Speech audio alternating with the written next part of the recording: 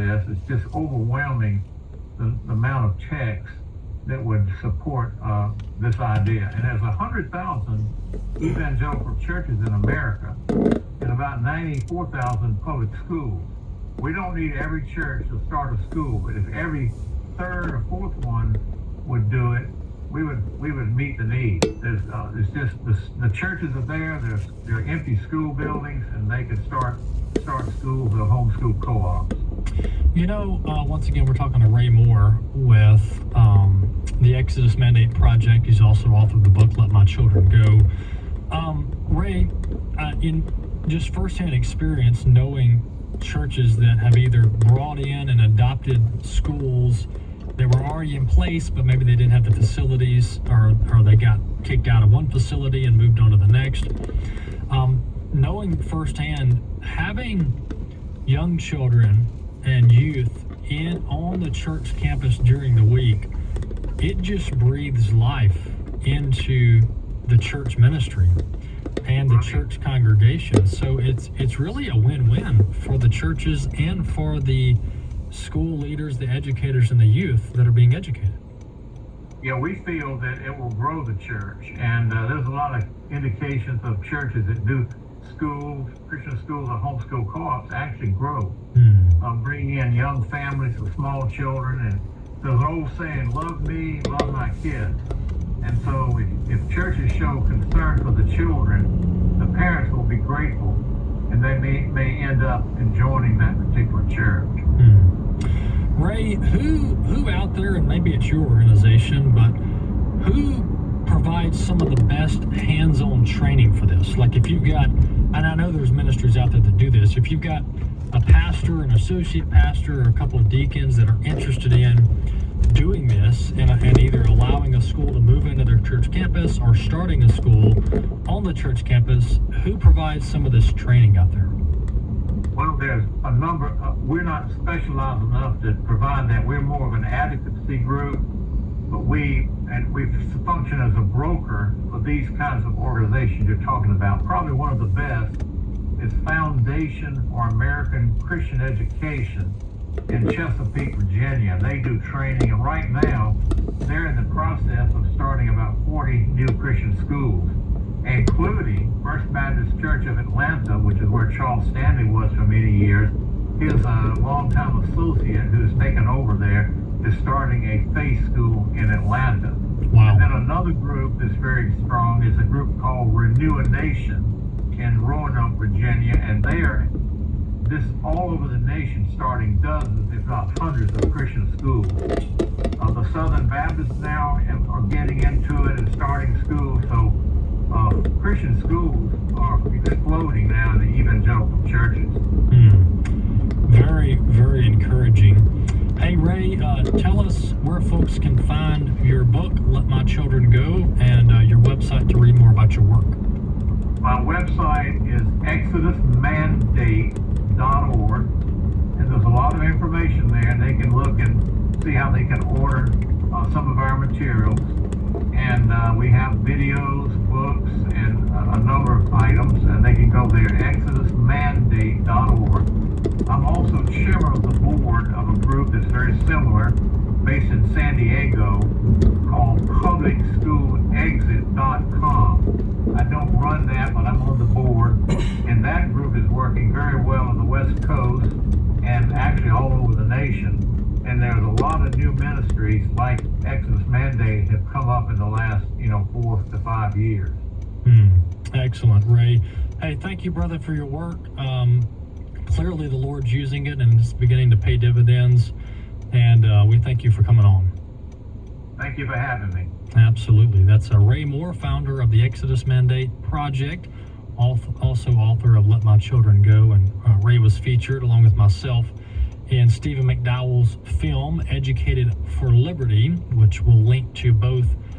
Put this on the rundown, Bobby. We'll link to both Stephen McDowell's film and the Foundation for American Christian Education that Ray alluded to there, that does some training on churches that are interested in starting schools or bringing schools on board on the campus. So we appreciate Ray and his work and him coming on the program. The messaging from the White House chaos on the Iran situation, specifically the messaging from President Trump, has been all over the map. We could do a couple segments on this and play different clips, and I've done some of that in the past.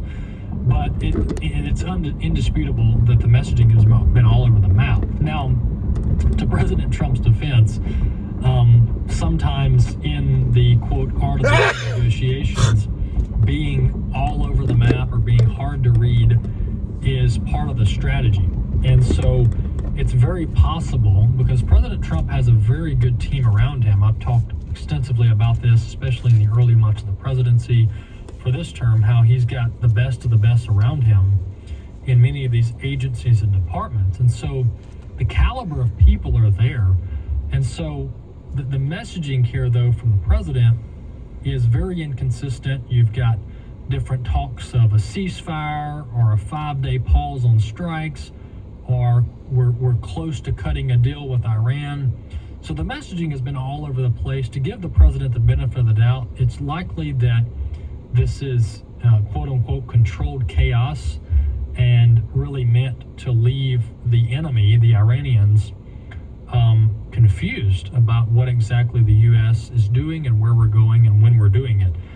But nonetheless, the outcome that I've spoken about the most is this outcome, and I think it's the most likely, this outcome that there is no quote-unquote deal with the Iranians. The reason I think this is the most likely outcome is just because of how irrational the Iranian leaders are, from their clerics to their Islamic Revolutionary Guard Corps to a large segment of their population.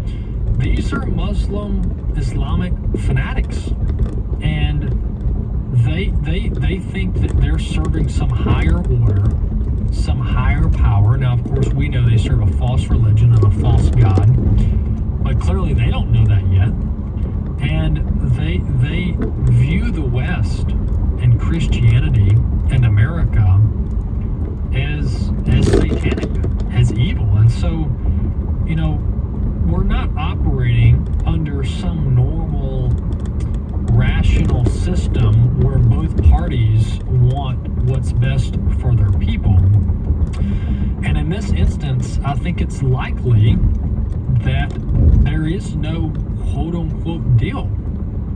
And I think that's what President Trump and his team are going to have to figure out, is that there has to be a way out of this if there is no quote-unquote deal. And I keep saying quote-unquote because you can have a forced deal without both parties consenting to it. And what I mean by that is you can set the Iranian military back for decades. You can achieve the 3 primary objectives that Secretary Rubio laid out, which is targeting the ballistic missile capabilities, targeting the drone production capacity and the capabilities, and decimating their navy, the Iranian navy. You can achieve those 3 things, set the Iranians militarily back decades, and call it a victory. And you just tell the Iranians that, hey, if you guys go back and dig up the uranium, or if you begin building drones or missiles again, then we'll come back. Clearly, it's no problem for us to come back. We can do it quickly. We can do it effectively. We can do it in under 30 days, as we've proven. And next time, it'll probably be quicker than 30 days because of the damage we've done for these 30 days. And that is the quote deal. And that leaves President Trump and his administration fully in the driver's seat. And then you pull out, which polls are showing that the American people, while they clearly support the military, they clearly support President Trump, they do want to know, how does this end? Where does this end? And we don't want to, the polling on a years-long commitment in the Middle East again militarily, the polling is just not there. There's just not that level of support for this. And so, but that's the most likely outcome based on the last 4 weeks that I think President Trump can pull off, and he can pull off well.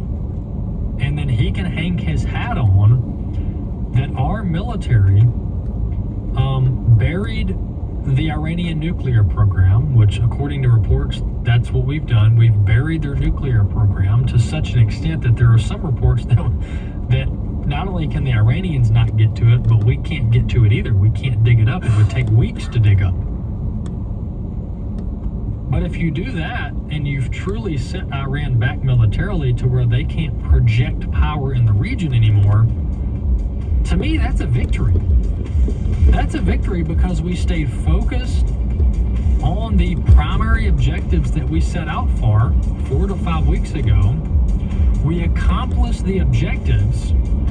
We showed the rest of the world, including Iran and China, that they don't need to mess with us militarily. And then we bring our troops home. And of course, you leave a lingering force just to swat down any Iranian proxies that try to pop up in the region. But President Trump has time to do that. Of course, you got to get the Strait of Hormuz open. He has time to do that and get the economy back on track well before the midterms. It's doable. We'll keep tracking it. See you next time.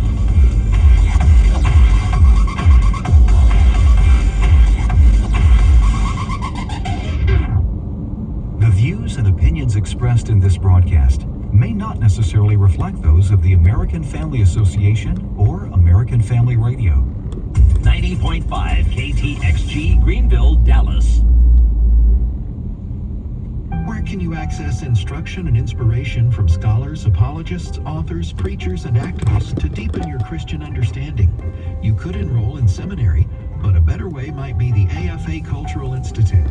You'll find a collection of more than 50 informative inspirational video lectures with more to come.